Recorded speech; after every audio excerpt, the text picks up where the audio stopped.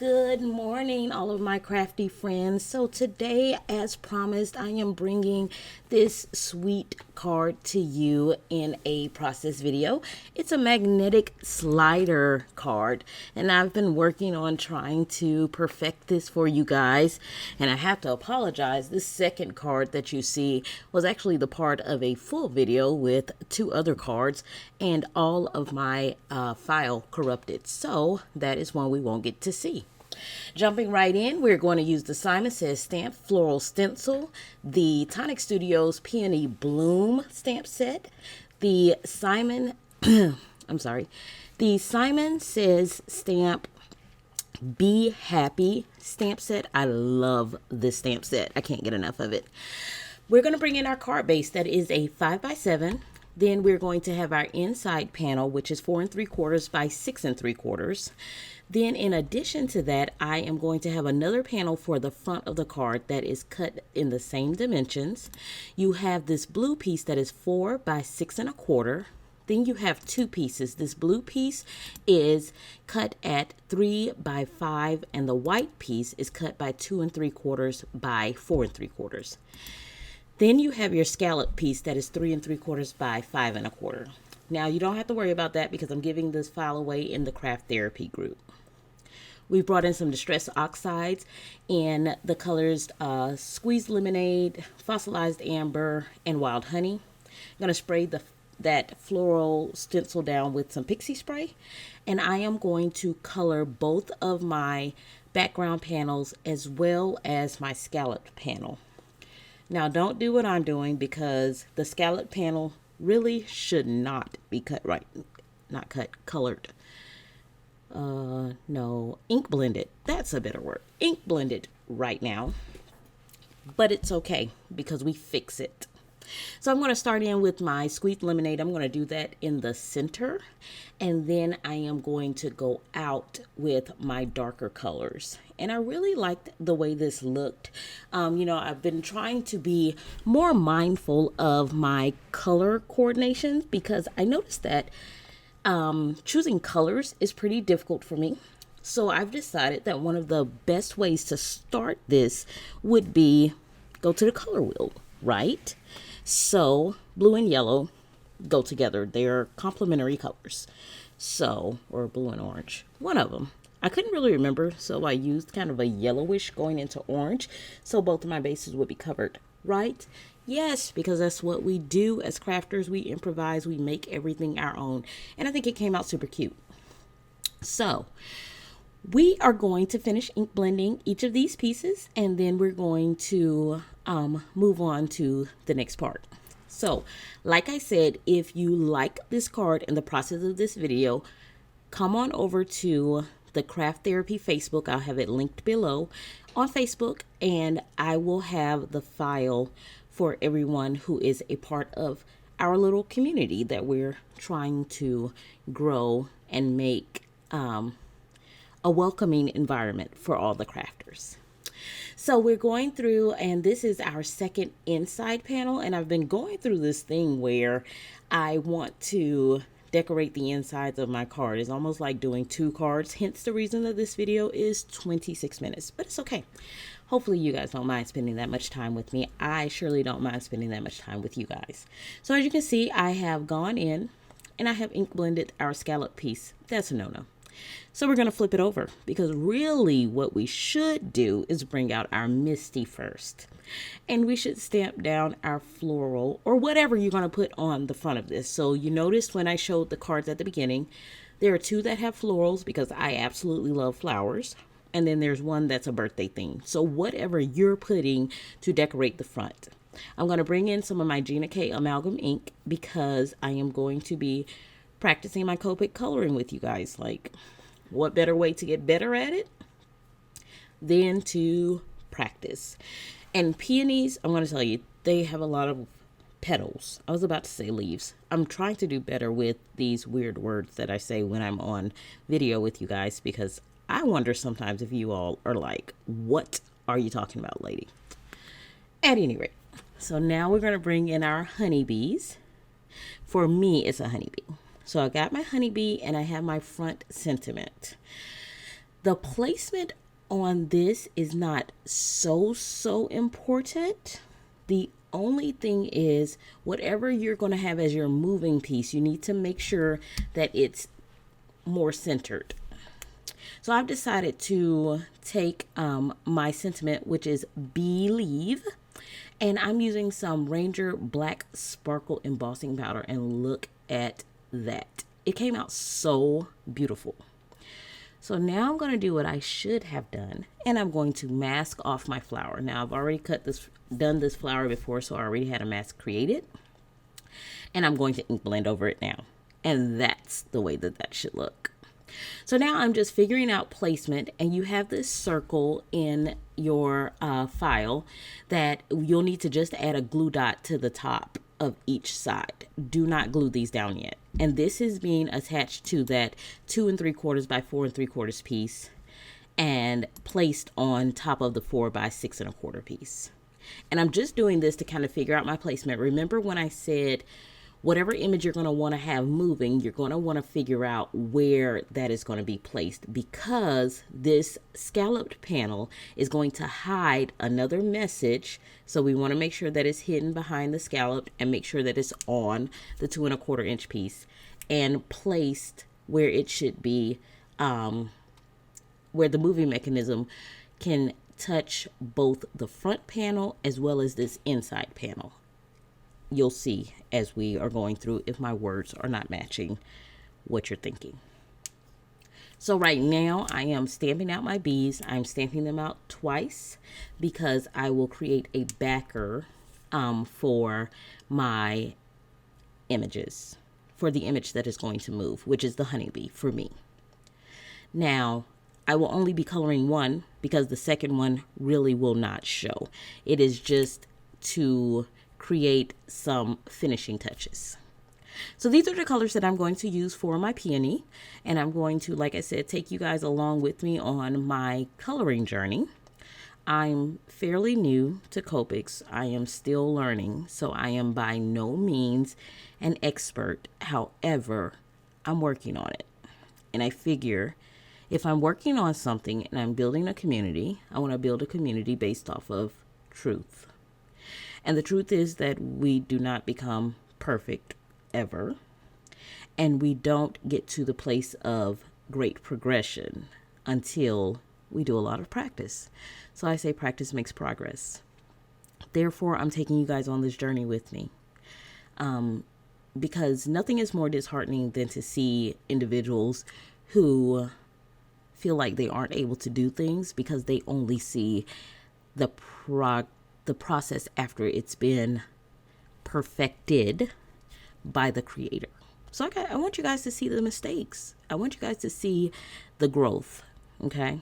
So what I'm doing right now is I'm outlining with my lightest color where I want the darkest color to be. And that kind of just gives me an idea of, okay, does this look right where shadows will be? Because once I put this dark color down, the 69, it's dark. There's no going back from that. But it's okay because we would work it out. If I happen to put some really dark red somewhere, we would figure out a way. Because we don't throw things away. We fix them, right? Even if it's an embellishment or a flag banner, whatever it takes. So, I am really taking my time. This is, although it seems slow, it is still sped up. If that gives you any idea of how slowly I am going to try to get this done. Now, I won't make you watch all of this in this speed, but I just kind of wanted to give you an idea of how I'm doing this. Now, once I get my shadows in, you will see I'm starting to do some flicking to kind of get some texture within the flowers. And I'm using the lines that are within the flower to kind of help me decide where things should be darker. In addition to putting these shadows that I'm doing now, wherever one thing is laying on top of another. So this is our front piece for our magnetic slider card. So you're going to have this scallop piece here, and I figure I'd talk you through this a little bit before we get into actually putting it together while you guys get to watch me color. I should have put a timestamp just in case you guys didn't want to really sit here and watch all of this coloring. I'm sorry. Let me know if that's a problem, and I will try to remember to do that in the future, but feel free to scroll. I want you guys to stay here with me through the whole thing, though. So, with this magnetic slider, like I said, you have this scallop piece, and that is going to be your front piece. And that front piece is going to have foam tape around the edges to kind of lift it up a little bit. But that is also going to create a pocket for the two smaller rectangles to slide in and out of. And I'm speaking of the two smaller rectangles that you're going to get in the file that will be 2 3/4 by 4 3/4, and its matte piece that's 3 by 5. And that is the piece that you have the circle that is scored in the center that's folded over them. So that will create a well for that to slide in and out of. The magnets that we are going to be using will go in between your 2 3/4 by 4 3/4 and 3 by 5 pieces. So in between your panel and your mat, you will have magnets there that are going to cause whatever your moving part is to move along with that. That's probably the most tedious portion of doing this card, is trying to line your magnets up. One, because your magnets are going to want to try to stick to each other. And two, because you're trying to get the placement as close as possible to where you're wanting it to be on the front panel, which is the scalloped piece, as well as your 2 3/4 piece that is the insert. And you'll see as we're going through, it's not perfect, but it comes out beautiful. So I don't think anyone would notice, even if you were a little off. So don't stress about it. So we're going back to the coloring now, and I am now into my second darkest color, and you see I'm coming in with some flicking motions now, and I'm using this RV66 color. And these colors to me are not the easiest to blend. And I have both of my caps off, by the way, because my markers are pretty full. And so if you notice that the tip of your marker is starting to get really, really wet looking or shiny, that means that it's about to drip out on your paper. Ask me how I know. And so, through my infinite YouTube research, I have found that if you take the cap off the top and the bottom, it evens out the pressure, and you no longer have the oopsies that happen when alcohol ink drops in the middle of your paper. Yes, yes, yes. But it's still fixable, right? So, going back to the card, I'm finishing up with the RV55 now, which is still yet a significantly more light or significantly lighter color than the RV66 that we've used. But it's okay because I feel like it does really show where the shadows are for the cards. I hear a lot of people talking about these scary dark colors, like making sure that you have your shadows done, and it's so true. It gives such a different appearance to your cards when you have a lot of variation between your lightest and darkest colors. Like, look at this RV63. The RV63 is so much lighter than RV66. You wouldn't even think it because of how close they are in technical numbers. And it's really not RV66, it's RV66 because of what each number stands for. I'm learning, you guys, and I'm taking you guys along on the journey. Aren't you loving it? So we are now finishing up with our flower with our lightest color, and I really think it came out nice. I am very, very proud of it. It's not perfect, but I'm happy.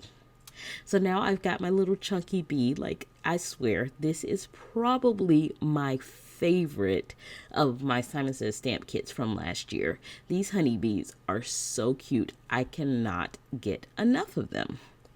So we're going to, or I don't think that they came in the kit. They were like an add-on that came as that kit was being released.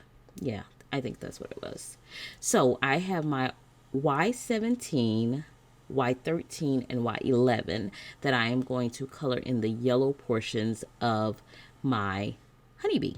And we're going to do yellow and black and a little bit of blue greens for the wings, just because I wanted to give it kind of an illusion of being see-through a little bit, glass-like. I don't know. But I was going for that lighter look. That's what I was going for. Let me know what you think. Let me know how do you think I did with that one. So we're going to color through our bees. Because our honeybees are round, I am starting with my colors getting lighter in the center, and as you go out, making them darker, because that gives a rounded appearance. So if you're making a coffee cup, or if you're making a cake layer, all of those types of things that you want to appear rounded, one, you want all your strokes to be going the same way in kind of a rounded flick. And then you want to be going from darkest on the outsides on both sides into your lightest coming into the center. So I think I did okay with that part as well. Now I'm going to bring in some of my cool gray markers, cool gray 5, 7, and 9, to color in what would be the black stripes of the bee. Now, it didn't go straight in with a 100 marker, just because, again, I'm really trying to work on the variation in colors and showing kind of light reflecting off of my images. I'm still working on that light source thing and making sure that all the images in a particular scene all have their light source going in the same direction. So that's something that I'm working on. Have not become perfect with it, but I'm practicing. I'm also taking classes. If you have not heard of Kit and Clowder, it's an amazing self-paced class that I take right now, and I feel like I've had a lot of progress. Although I haven't taken a whole lot of classes. I've been paying for the classes for a while, but I have not taken them all. And that's the beauty of it. You can take it whenever you're done, whenever you can. So the last thing that we're going to do for our coloring is we're going to bring in our BG15 and BG10. I think looking back at this, I may have probably gone with a BG11. I think that those probably would have blended just a little bit better, but in the end, it still was okay. I was looking at it close up, and when I initially did it, I was like, whoa, that's a lot of darkness versus light, and there's nothing in between. But it ended up coming out pretty good. So we're going to finish that up, and then I am going to take this over to my brother's Scan and Cut and let it cut out both of our images. So here we go. We've got our 2 honeybees, and they will stack on top of each other just like that. So now we're going to start putting it together. So now you have your slider piece. That's the piece that has the gold half circle around the top. You're going to place your scallop piece right under that, and I did a pencil mark on both sides. That's because that's going to tell me where I want these Darcy foam strips to go. Now, if you have your Scotty foam like I normally do, use it. You just need to cut it down to probably a little bit thinner of a strip, depending on what length you have. And I am literally creating a well to go around this. And I'm just checking to make sure it stays in place, because nothing is glued down yet. And that's important. We are not gluing at this point because we still have to add magnets. So I am going to go around and make my well for this to slide in and out of. So this gold half circle that is holding on to my blue and white pieces will slide in and out behind the scallop piece when we're done. So I'm just taking that and kind of wrapping it around just to create as close of a border as I can. Now, what I am also going to do is, once I get this fitted on there, I am going to add a couple more strips of foam taped down toward the bottom, just to make sure it's even all the way to the end of my scalloped piece. And that's why you see me continuing to put that back there, just to see. I don't want any foam tape sticking out, but I also don't want my scallop piece sagging anywhere. So once we have this done, we are still not gluing anything. Leave the release tape on. I have brought out some magnets. I will link to some different magnet options. There is one already linked in my Facebook group at Kraft Therapy. Also, you see where I have these magnets placed? I have them placed there so that they don't start to clap together. I am taking some double-sided tape, the Sukaneko double-sided tape. You can use a glue dot if you want to. I found it to be easier to place the magnet on the image that I'm going to want to move first. So we've placed our magnets on one side, and now I have two magnets together because that second magnet is going to go on our inside panel. I am going to add a little bit of extra score tape onto the back of each of my magnets. I think I decided, maybe I did. Okay, so I used 3 magnets here, which would be 6 because 3 are going to be on the B and then 3 are going to go on our inside panel. So now I have the one side stuck down on the B. I am going to put a piece of score tape on the top, which would be the bottom of the second magnet because they're closed together right now. I am just dry fitting to kind of see where that's going to go. Once I have figured out, I am going to slide that scallop piece away and see where my B would end up on this inside piece when it slides up. So again, you see me kind of getting it where I want it placed. Move that. Got it kind of where I want it to be. Doing another kind of dry fit. And now I'm going to flip it up and I'm going to push it down. And that is the inside piece, like our matte piece. So now we have it and it's sticking. Now I shifted my hand a little bit and it is covering a little bit of my beautiful, but it's okay. You can still tell what it says. Now comes the glue. Now we're going to glue all around it and we're going to glue our panel to our matte piece, sealing around the edges just to kind of make sure that everything is sealed together.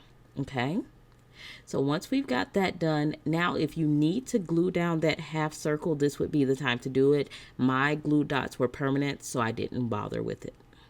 We're going to release our foam tape now, and we're going to place our scallop piece on top. Now what that does is that's lifting that scallop piece enough so that our smaller piece can slide in and out. The next thing that we're going to do is that other B that I stamped and cut out but did not color is going to act as a backer to my other magnets. To me, it just gives a cleaner look and it makes the magnets move easier. You could try it without it if you want. I just didn't think it was that difficult of a extra step to not do it, especially for the ease of how it makes my magnets move. It just makes them slide a little bit easier. So now we have that, and you can see I'm pushing down to make sure that it seals all the way around. So we've got that in place, and we pull, and voila. And we push, and it goes back down. Isn't that so cool? I love it. I have not gotten enough of making these cards yet. So now we are going to glue this to our card panel that is going to go on the card base.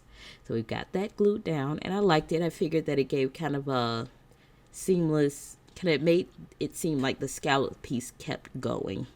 So that's why I used the same stencil. Feel free to shake it up, or you could use pattern paper for those two pieces, however you'd like to do it. So now I am going to glue this down to the actual card base, which is a really light blue card base. I use Recollections 110-pound cardstock for my card bases because I found if you score it on both sides, it doesn't give you that cracking, and it's a lot cheaper, and I prefer to spend my money on my Copic paper and my ink blending paper, so that's what I do. Now, I have taken some picked raspberry and I'm going to do my sentiment on the inside. Now, in order for me to be able to show more of my inside panel, I have started cutting my writing layer at an angle because that allows me to show off a little bit more of whatever pattern I have created for the border on the inside of my card. So now we're going to just glue that down, and this Be Happy Because I Love You and that other B, all of that came from the Be Happy stamp set. Of course, I'm going to finish this off with some shimmer. I love the shimmers. I could shimmer everything all day long. Like, realistically, I have to tell myself to stop. So now we're going to finish doing the shimmer, and then I thought, okay, I think I want some bling. So what better bling than to bring in some of these little Hero Arts gems and to make centers in the flowers. Now these little gems look like flowers. I got them as a freebie at some point and I really like them. And I'm trying to remember to work in the number of odds and to create this visual triangle. Thank you, Kelly Lativola. I don't do a really good job yet because, again, I like the bling, so I get started and then I can't stop and I forget about the triangle. So forgive me, but hopefully it still looks pleasing to the eye. So I am trying to figure out where to put my, now that I look at it, I didn't, 3, 4, 5, 6, oh, I did. I stayed with my number of odds. I just didn't really stick with my visual triangle. So there you go, going in and coming out. The inside, I think this came out so stinking cute and I love that shimmer. So the last touch that I have is adding me in a little bit of glossy accents for my card, and that is it. That's our card. That is our magnetic slider card. I am sorry that it took me 2 extra days, but like I said, corrupt video, can't do anything about it. Bye bye.